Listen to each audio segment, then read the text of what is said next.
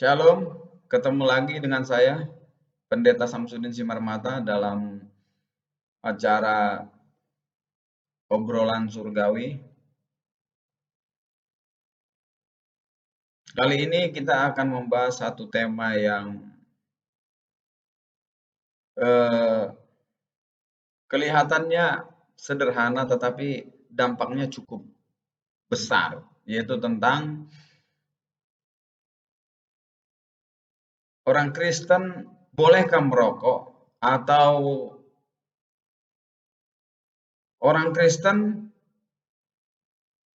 yang merokok tidak masuk surga. Benarkah demikian?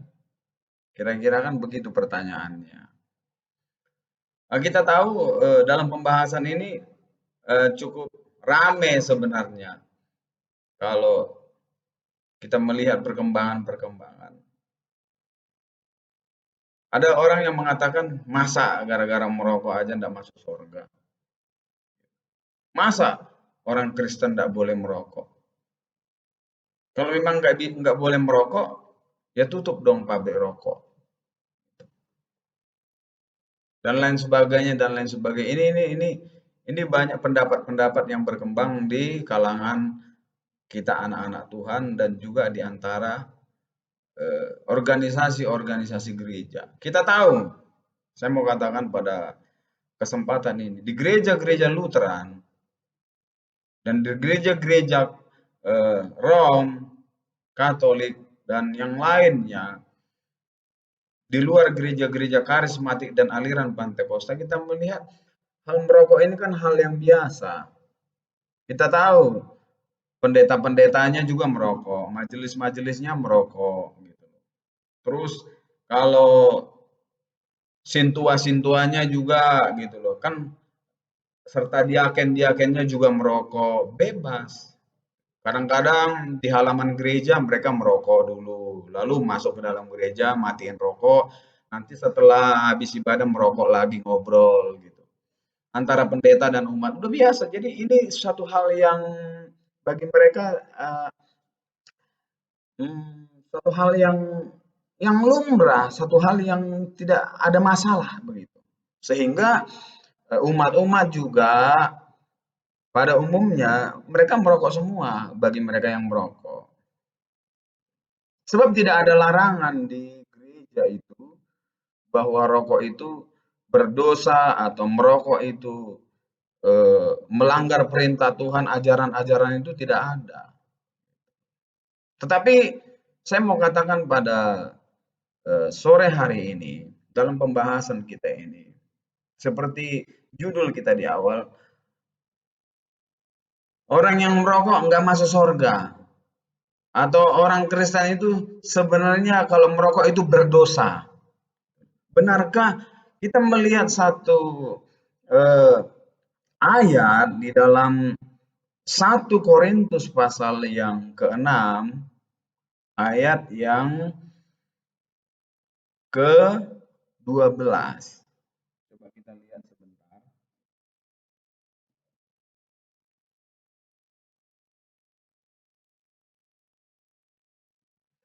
1 Korintus pasal yang ke-6,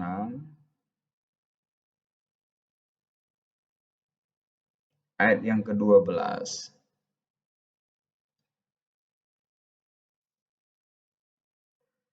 Dikatakan demikian, segala sesuatu halal bagiku, tetapi bukan semuanya berguna. Segala sesuatu halal bagiku, tetapi aku tidak membiarkan diriku diperhamba oleh suatu apapun. Ini yang dikatakan oleh eh, Rasul Paulus.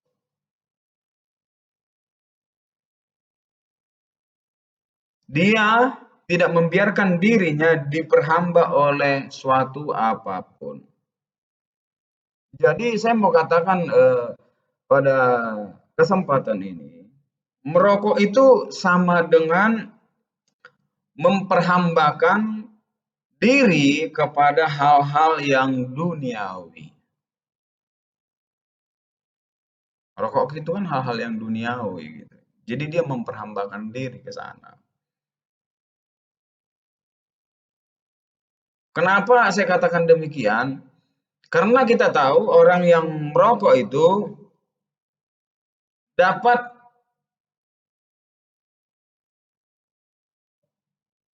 menjadi orang yang kecanduan terhadap rokok itu. Rokok menyebabkan, kalau istilahnya, adiksi, yaitu kecanduan lewat nikotin yang ada di dalam rokok itu. Artinya dia sudah melekat. Tanpa rokok gelisah gitu. Lihat orang-orang perokok, kalau tidak merokok gelisah, dan jadi dia sudah diperhamba dengan hal-hal yang duniawi.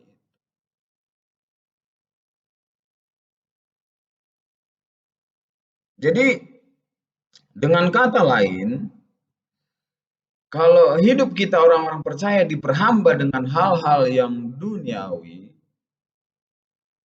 yaitu termasuk tadi itu rokok, berarti orang itu tidak dapat menguasai diri. Nah, tindakan inilah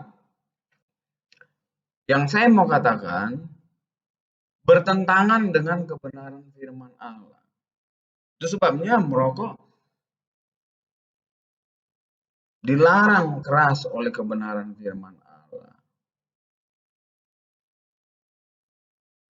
Jangan juga Anda langsung mengatakan serta-merta mana ayatnya dilarang merokok. Nah, ini satu pertanyaan yang konyol sebenarnya. Kita harus memahami penjabaran ayat demi ayat. Jadi dia mengandung nikotin yang membuat orang terikat kecanduan. Jadi saya mau katakan pada kesempatan ini, orang Kristen yang menjadikan Alkitab sebagai otoritas utama dalam hidupnya tidak boleh diperhamba oleh hal-hal yang duniawi termasuk rokok tadi. Jadi dengan kata lain tidak boleh merokok sebenarnya menurut Alkitab. Itu yang pertama. Yang kedua, kalau kita melihat di dalam firman Allah, di dalam 1 Korintus pasal yang ke-10, kita lihat dulu 1 Korintus pasal yang ke-10.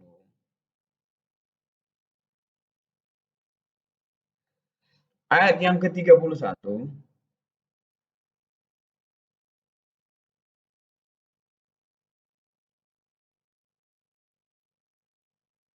Saya akan bacakan. Aku menjawab, jika engkau makan atau jika engkau minum, atau jika engkau melakukan sesuatu yang lain, lakukanlah semuanya itu untuk kemuliaan Allah. Makan, minum, melakukan apapun dikatakan, semuanya harus untuk kemuliaan nama Allah. Ya termasuk orang-orang yang merokok. Saya mau bertanya, apakah orang merokok itu memuliakan nama Allah?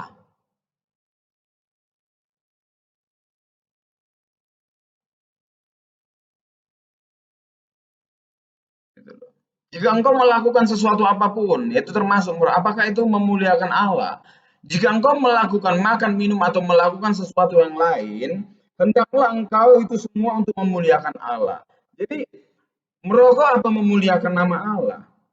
Merokok tidak memuliakan nama Tuhan. Justru apa? Justru merusak nama Tuhan, merusak diri sendiri.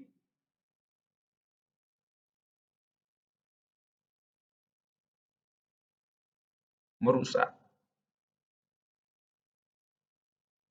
Tidak memuliakan nama Tuhan.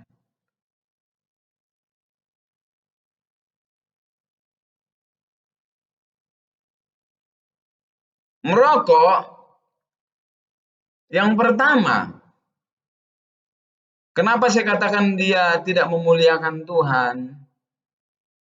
Yang pertama, Merokok itu tidak berguna, tidak berguna. 1 Korintus pasal yang ke-10 ayat yang ke-23 kita lihat.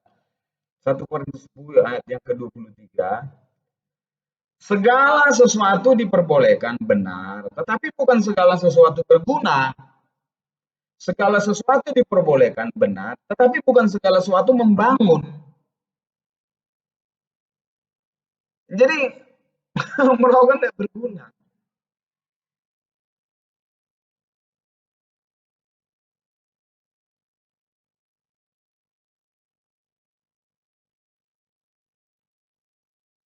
Justru merugikan. Itu. Yang kedua, merokok itu adalah orang yang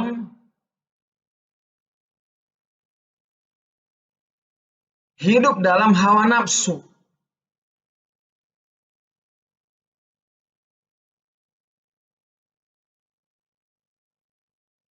Hidup dalam hawa nafsu.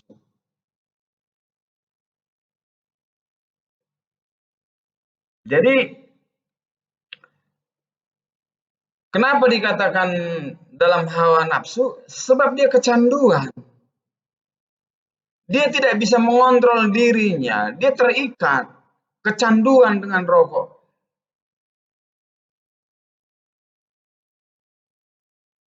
Bahkan kita melihat orang-orang di luar sana, dia bilang, saya lebih bagus tidak makan pagi-pagi, lebih bagus saya merokok, ngopi, katanya.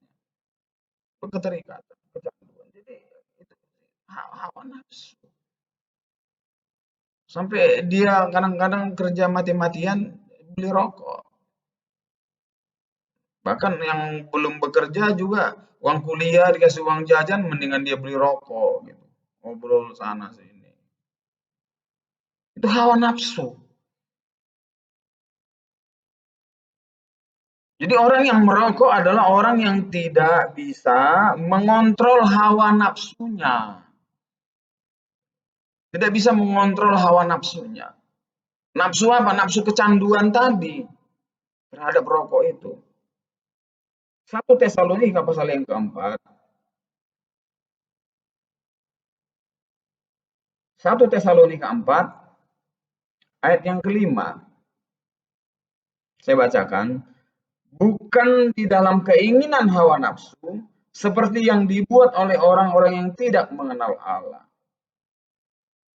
Kalau ayat yang keempatnya dikatakan, supaya kamu masing-masing mengambil seorang perempuan menjadi istrimu sendiri dan hidup di dalam pengudusan dan penghormatan, bukan di dalam keinginan hawa nafsu, seperti yang dibuat oleh orang-orang yang tidak mengenal Allah. Jadi,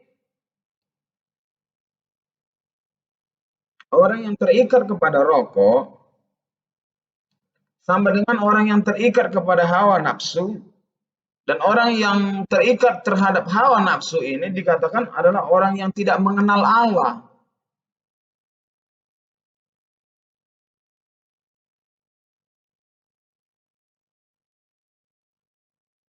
Bukan di dalam keinginan hawa nafsu seperti yang dibuat oleh orang-orang yang tidak mengenal Allah. Jadi kalau sampai kita terikat dengan hawa nafsu, tidak bisa mengontrol hawa nafsu kita, itu rokok tadi, maka sebenarnya kita tidak mengenal Allah. Sama dengan orang-orang yang tidak mengenal Allah. Yang ketiga, merokok itu mendatangkan penyakit. Mendatangkan penyakit. Ada 200 jenis racun yang ada di sebatang rokok itu menyebabkan penyakit. Penyakit kanker, impoten dikatakan itu, lihat itu iklan-iklannya. Udah jelas iklannya besar-besar di jalan itu. Merokok menyebabkan gangguan kehamilan, impoten, paru-paru, bisa jantung. Nah, nanti kalau udah kena jantung, paru-paru, dokter yang nyuruh berhenti, baru dia berhenti. Kalau firman Tuhan yang bilang, alah.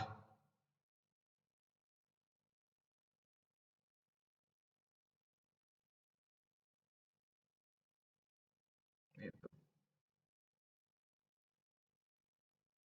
Ini harus diajarkan di gereja. Dan yang keempat, merokok itu tidak menjaga kekudusan. Tidak menjaga kekudusan.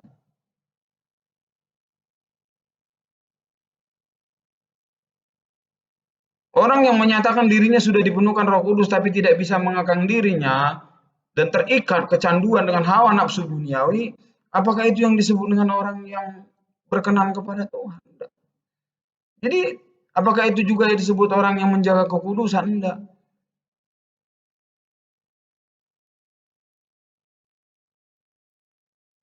Di gereja pakai jubah, Alkitabnya besar, tapi merokok, nggak menjaga kekudusan, perjamuan kudus, perjamuan suci, merokok juga. Jadi orang yang merokok tidak menjaga kekudusan. Sebab Rasul Paulus mengatakan dalam 1 Korintus pasal yang ke-6, kita ayat yang ke-19. 1 Korintus 6 ayat yang ke-19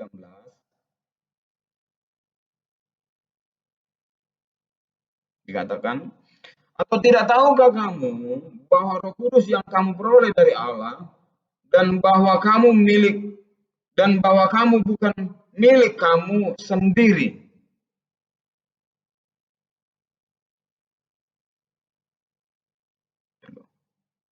Atau tidak tahukah kamu bahwa tubuhmu adalah bait Roh Kudus yang diam. Jadi tubuh kita ini adalah bait Roh Kudus, bait Allah, rumah Tuhan. Harus kudus. Kalau kita merokok, berarti kita merusak bait Allah, merusak rumah Tuhan, merusak kekudusan kita. Dalam terjemahan bahasa aslinya, bahasa Yunani, tidak tahukah engkau atau tidak tahukah kamu bahwa tubuhmu adalah naos, dikatakan. Apa itu naos? Naos artinya tempat tinggalnya Tuhan. Jadi di dalam diri orang percaya ada Tuhan, ada Roh Kudus. Tidak tahukah bahwa tubuhmu adalah tempat tinggalnya Tuhan, tempat tinggalnya Allah. Jangan kau cemari dengan hawa nafsu dunia, yaitu rokok tadi salah satunya. Jadi orang yang merokok adalah orang yang tidak menjaga kekudusan. Jadi dari kesimpulan kita dari awal sampai akhir, orang yang merokok adalah orang yang melanggar firman Allah. Dan kalau melanggar firman Allah, artinya apa? Tidak taat kepada perintah Allah toh. Kalau tidak taat kepada perintah Allah, tidak menuruti kebenaran firman Allah, melanggar firman Allah, kira-kira upahnya apa? Dosa. Dosa itu sama dengan apa? Sama dengan maut. Kalau maut itu artinya apa? Binasa, nggak masuk surga, masuk neraka. Bener itu jadinya. Jadi orang Kristen yang merokok nggak masuk surga itu bener.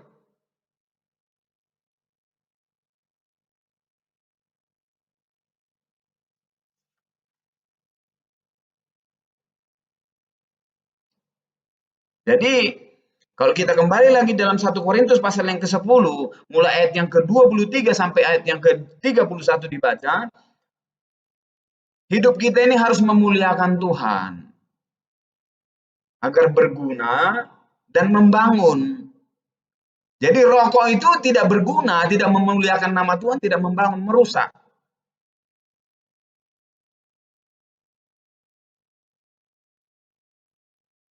Rokok itu membunuh. Menurut kesehatan juga demikian. Jadi gereja harus ajarkan ini. Jangan pendetanya merokok juga. Itu gereja-gereja Protestan, Lutheran, gereja-gereja. Saya bukan mau menghakimi, kenyataan demikian. Dan umat-umatnya merokok semua. Kalaupun ada yang tidak merokok, itu memang keinginan pribadi karena faktor kesehatan. Kata gue gak mau merokok, bahasa Jakarta gitu. Tapi bukan karena larangan di gereja. Tetapi yang benar ialah gereja harus melarang. Katakan bahwa merokok itu berdosa dan tidak menuruti firman Allah. Masuk neraka. Itu kesimpulan akhirnya ya seperti itu. Jadi kita harus tahu itu. Jadi saya mau katakan pada sore hari ini, mari kita buang itu karena itu tidak berkenan kepada Allah. Kelihatannya sepele, tapi dampaknya besar bagi kerohanian kita. Terima kasih. Biarlah lewat video ini kita semakin mengerti firman Allah. Jika ada tutur kata yang salah, mohon dimaafkan. Jika Anda suka dengan video ini, boleh di-share ke yang lain supaya menjadi berkat untuk kemuliaan nama Tuhan. Terima kasih, Tuhan Yesus memberkati kita semua. Amin.